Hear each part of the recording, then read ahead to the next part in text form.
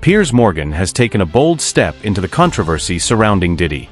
Reports suggest new victims are coming forward, and Morgan is investigating their claims. Let's unpack this in just 1 minute.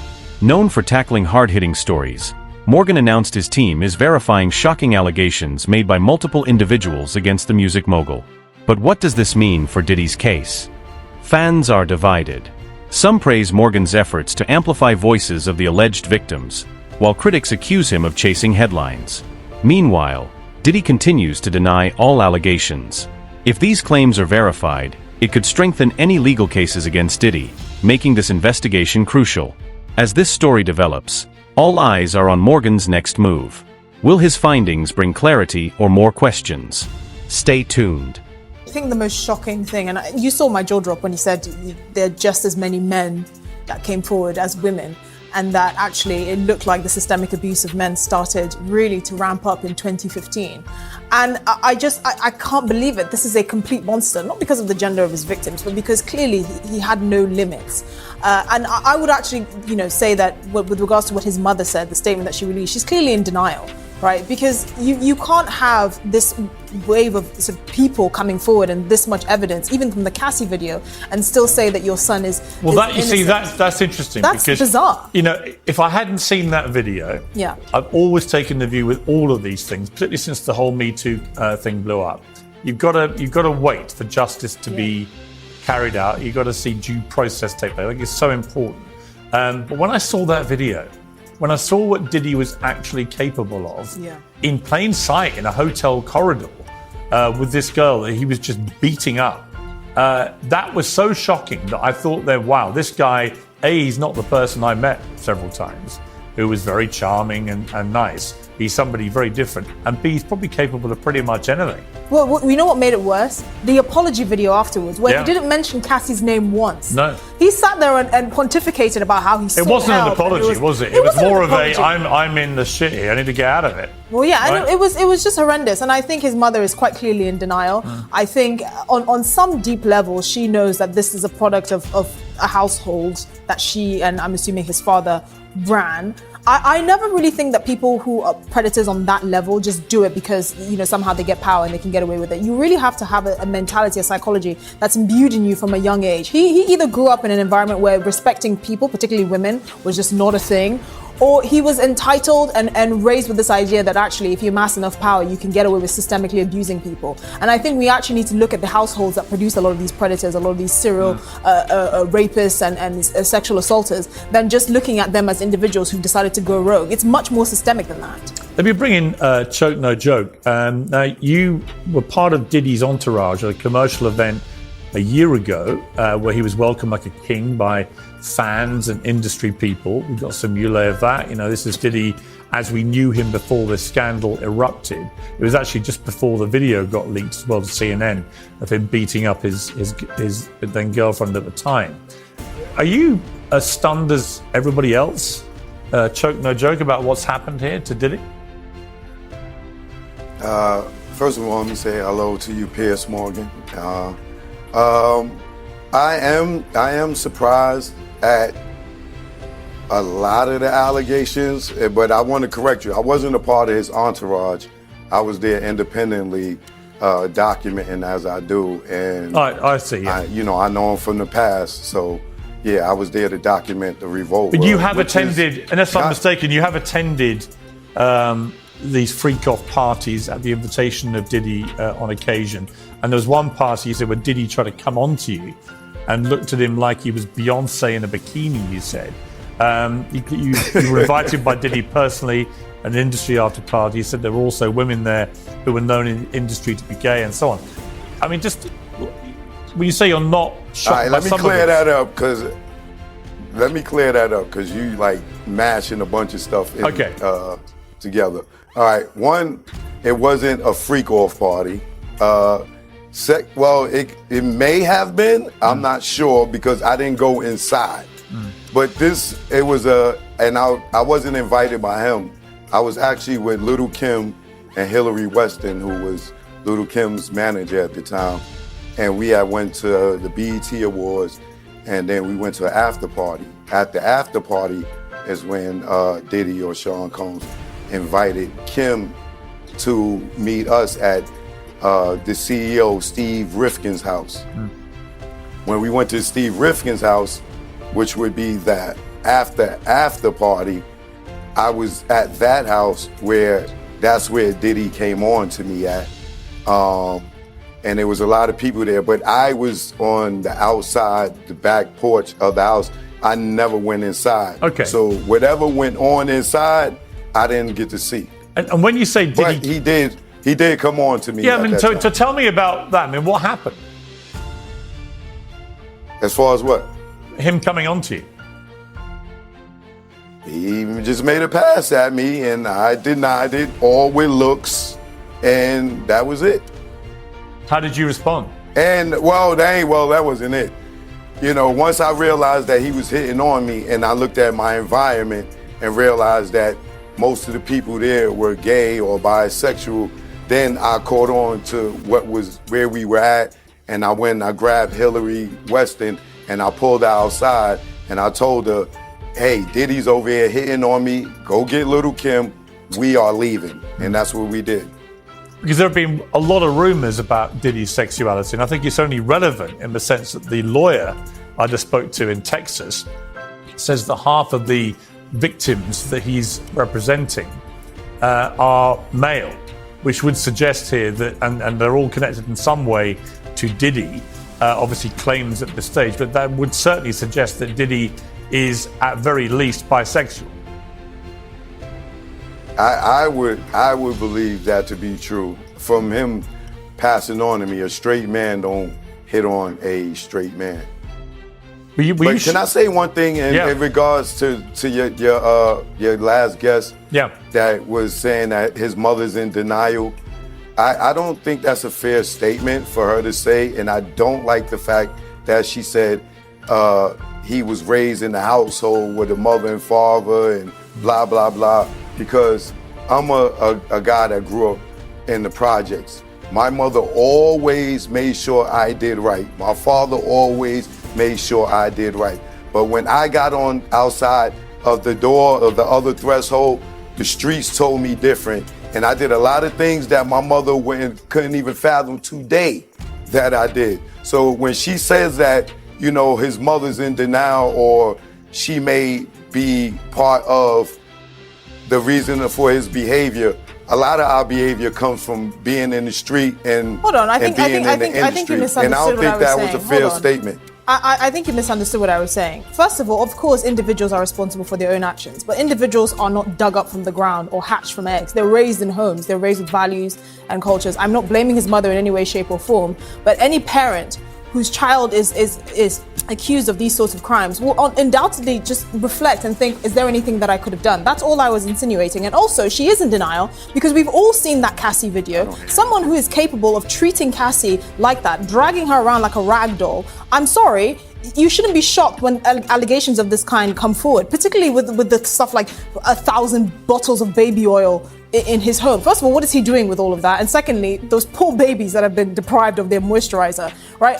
At some point, if you're looking at it objectively, you cannot be surprised after that Cassie video came out that he is also capable of doing the things that are being alleged against him. That's not to blame his mother. That is to say that if you're looking at this objectively, which of course she won't be able to because it's her son, you have to believe there's an element of denial there. That's not to say that people who grew up in disadvantaged situations here's the truth. will always turn out this way. The truth is we don't know, right? We don't know. I think it's perfectly possible, as Choke just said, that you can be one thing with your parents, Well, yeah. but if you then get out on the streets and you get led down various bad places, you could be something which maybe you're the one in denial to your parents. I can absolutely believe that to be but the truth is we don't know. But look, she won't be the first and won't be the last mother to defend the indefensible with her son. Let me bring in Andrew here. You're a former federal prosecutor. We've heard from a civil case lawyer who's got 120 civil actions.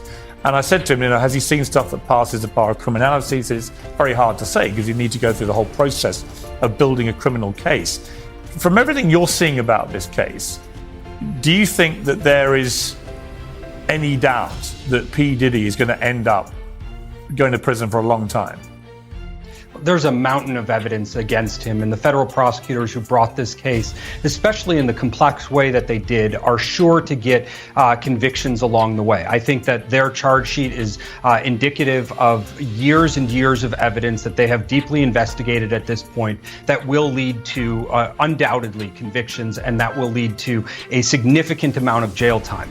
That said, there are going to be battles along the way, both in the criminal realm as well as the civil realm, because the devil is often in the details. So the prosecutors as well as the civil attorneys are going to have to prove their case, and in most of the situations they're going to have to prove it on kind of a day in, day out basis. On this date, this specific thing happened. The general idea that there were orgies that happened, or the general idea that drugs may have been present, or some people did drugs, some people had feelings like if they didn't do this they wouldn't be able to advance. Some of that stuff is not going to actually raise the charges with sufficient proof to prove either in the criminal realm or the civil realm.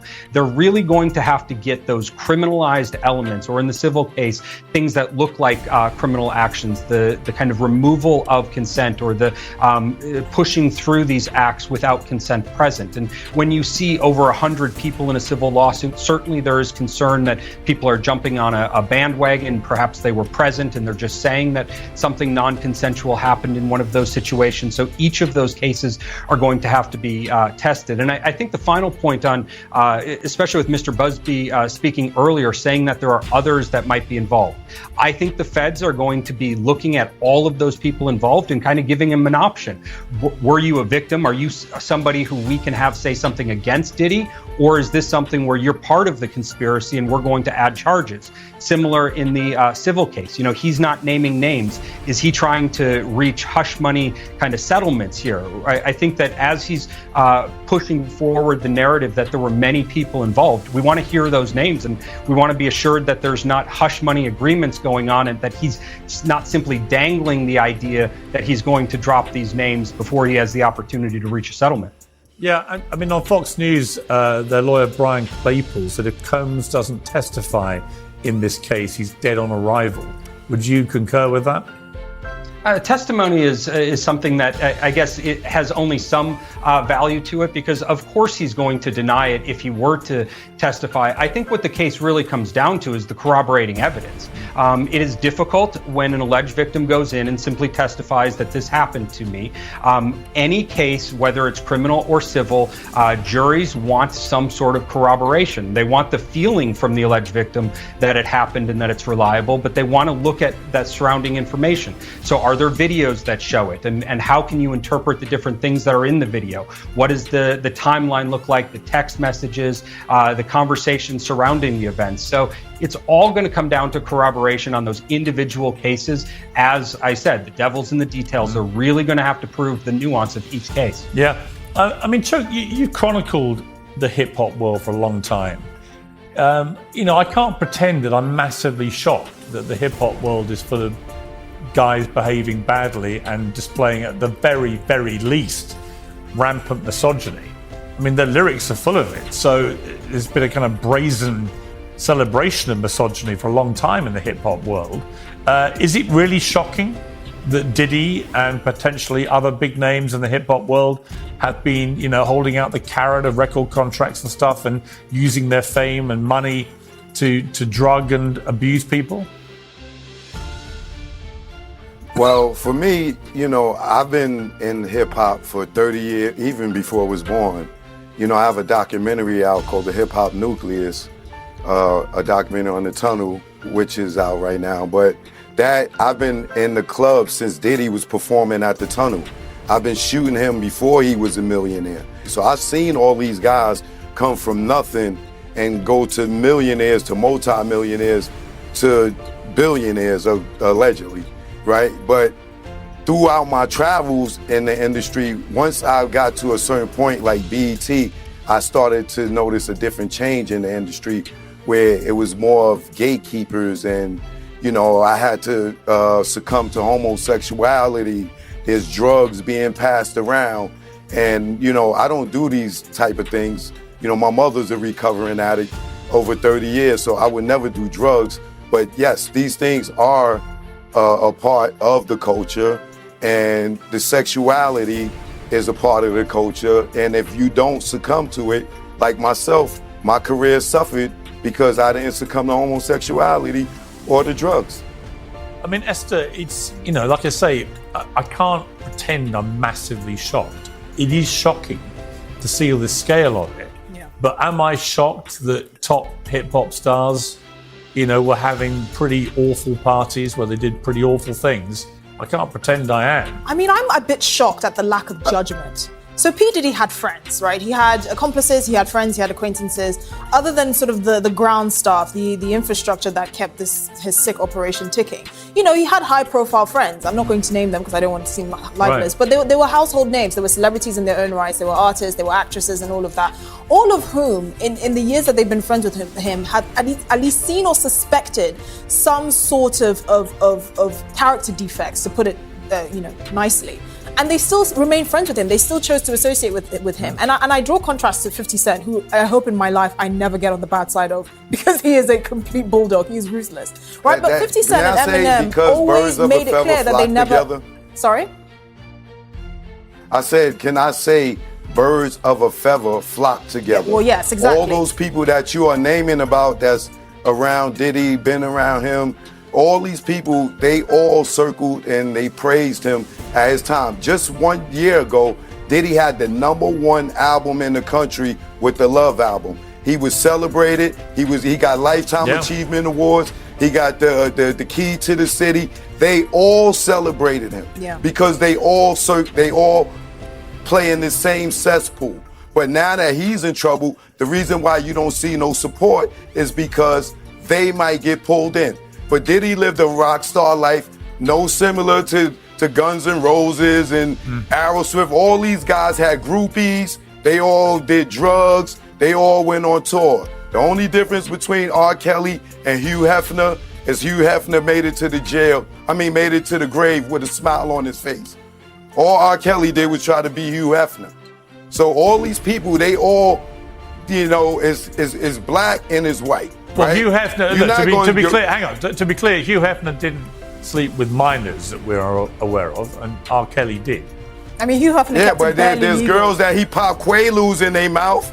You ever hear the girl talk about how when she first met Hugh Hefner, first thing he did was made them try drugs? He drugged them? Yeah, I'm just saying that there was a difference between minors and adults who were, on the face of it, consenting. There's a difference.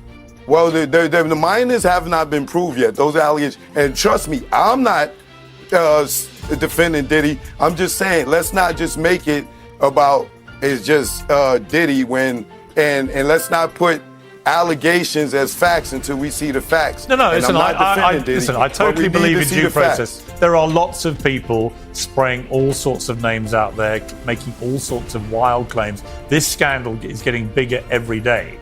And we've got to remain cognizant that a lot of people have their own agendas here, might have their own feuds going on, might have their own scores to settle and so on. I was going to ask you, Andrew, just from a federal prosecutor point of view, when you get a name as big as Diddy and there's lots of money flushing around in potential settlements, how wary would you be about people just trying it on, for a cash grab? Oh, I think that's a big concern that in the exploration to get to the truth, and that's what the prosecutors are going to be trying to do here, is they're getting to the truth in a manner that they can prove beyond a reasonable doubt. There's a lot of evidence that they can use along the way. They can take the dozens and dozens of people that are making these claims and they can look to see if it fits into the wider scheme. Is that good evidence that they're going to be able to use to bolster their case? And I think one of the big missteps along the way would be if prosecutors or if the civil attorneys put forward cases or allegations that fall flat, something that is proven to be inconsistent or something that shows that one of these folks was trying to create a buzz about them or trying to go for a money grab, and then that infiltrates and pollutes the rest of the case. Yeah. So the prosecutors, the civil attorneys, they've all got to be very careful to bring only truly credible cases of criminal acts, not people with regrettable positions that they were put in or things where they're looking back on this and trying to reframe it. Truly criminal activities are going to be the focus here, and making sure that those cases are highly reliable. Well, that was a bit like we saw with Harvey Weinstein, wasn't it? Where there were many, many women who came forward, but they were quite careful the feds in the particular cases they took, so that they could almost guarantee conviction. And I think that's what they'll probably be doing here. Is, I'd like you say, if you overdo it and you have too many cases you put forward, and some of them are suspect and collapse, you can have a very domino effect on everything. So they'll be very cautious, I'm sure. Just on something else there, Andrew, new court documents revealed today show that Sean Combs' lawyers have apparently made a third attempt for him to get bond. Now, one of the attempts involved $50 million, which in itself said to me, this is a very serious case against him, because for them to reject a $50 million bond was pretty unprecedented. The fact they keep trying to get it and keep having it rejected, what does that tell you? Well, it tells me that the judge sees this as serious as the prosecutors do. I mean, these are crimes that are so serious that it would likely leave Sean Combs in jail the rest of his life, or nearly for the rest of his life. So the idea that if he were released, is he going to show up to his hearings on time, and is he going to not commit further criminal activity? The judge is saying that he can't be assured of that. I think some of us are surprised that Sean Combs actually remained while the investigation was going on. After his house was raided, he didn't make the kind of grand flee effort to go to some sort of non-extradition type country. So I don't know where he'd go. He doesn't have a great kind of escape option, but these charges are so serious that I think that you can put this in kind of the life sentence category, and it's really difficult for a judge to justify letting somebody out when charges are this serious and this grave. I completely disagree. I think he has an out option, and that is popping a cyanide pill. That's the first thing P. Diddy is going to do if he gets bail. He will. He hasn't done it yet. What? I mean, he knew what was out there. He knew that the feds were locked in on him. If he was going to take the cyanide pill, or if he was going to flee the country, he would have done it. I don't know. I think he's so arrogant. Can I say something real quick? Let me bring in Chuck, because you know Diddy. Can I say something, please? Yeah. Can I please say something, please? Ma'am, I don't know who you are, right? But I would like for you to consider that this is a man that has 4 children, right? There's more than 4 children. 7. But he has 4 children. He has 4 children that don't have a mother. He has 4 children that don't have a father on the outside, right? Along with the other children. So as a black man, right? I don't care how detrimental your life is, right? He's not killing himself, and he's not fleeing the country with his children out here. Like, please, I'm sorry, I find have that some very hard to compassion believe. for I'm sorry. This is a man who's facing sexual trafficking if he wanted to kill himself, people might have said the same thing. If he wanted to kill himself, he would have been dead already. But Cho, I mean, you might have said the same thing about Jeffrey Epstein. Exactly. Yeah, many of his friends would have said he'll never kill himself, but he did. He allegedly did. Who's to say that he killed himself? Well, obviously, I don't believe he killed himself. I know the conspiracy theories. We don't know. It is believed he killed himself. But we don't know. And ironically, Piers, the cameras wasn't working when he hung himself. I agree that there is a lot of stuff going on there which is very I just think it's a bit too late for P. Diddy to try and start playing good daddy after the kinds of things he's being alleged or accused of committing, including abusing good Cassie, daddy, which we have on film. Ma'am, I'm not saying be good daddy. And his mother didn't deny or dispel anything about the Cassie video. She actually condemned him in that, but Pierce didn't read that part. But what I'm saying to you is the man ain't killing himself, and he's not playing good daddy. It's just the fact that you love your children, good, bad, or indifferent. And I'm sure his children are very, very disappointed in their father, but at the end of the day, they don't want to see him dead. Of course not. But that's not what I'm saying they want to happen. I'm saying that this has got so bad and so out of control that I don't think it's inconceivable that he will choose to end his life. Well, you didn't wait for the best part yet. The best part didn't happen yet. The best part is where he's sentenced to life in allegedly prison. He's going to be indicted for the murder of Tupac and the Notorious B.I.G. I think that's what's coming down the pipeline. This stuff right here is serious, but I believe that he's going to be indicted for the alleged murder for hire of Tupac Shakur. Can I ask you, Chuck, is that based on information that you know, that you've been told? That's information on all the evidence that's out there. Right, but have you? I mean, do you believe that evidence is correct? Do you think there's enough evidence that says that he was involved? I believe from all the evidence that's been out there, all the people that talked on YouTube, that the quad hit. Diddy was there with Jimmy Henchman, right? Jimmy Henchman had a problem with Tupac. This is why Tupac got shot at Quad Studios. To make a long story short, at the end of it, you have a guy named Gene Dale that works for Diddy that says that he saw a check that a guy named Eric Von Zip had, and he told him that the check was for the murder of Tupac Shakur. Now, there's a YouTuber by the name of Doggy Diamonds. Gene Dale tells Doggy Diamonds, yo, you saw the check for Biggie's life? And he corrects me, he said, no, I saw the check for Pac's life. Eric Von Zip had a check in his right back pocket, and he said it came from Black Ground Records, right? Well, Jimmy Henchman was working with Black Ground Records. So if you tie the Tupac shooting at Quad Studio and you go all the way to the end of it, if there was a check, allegedly, if this was true and Diddy did pay for the hit on Tupac and Suge Knight, and that check came from Black Ground Records, it leads right back to the Quad Studios shooting where when Tupac got shot, Diddy was in the studio with Jimmy Henchman. But they don't tell that story. They make it look like Diddy was in the studio with Biggie. No, Biggie had went behind Diddy's back and got a deal with Atlantic Records and was having a secret meeting, having a secret recording session for the first Junior Mafia album. They was recording their first song. Diddy found out that Biggie was having a session. He came to Quad. He was getting ready to bust in on Biggie.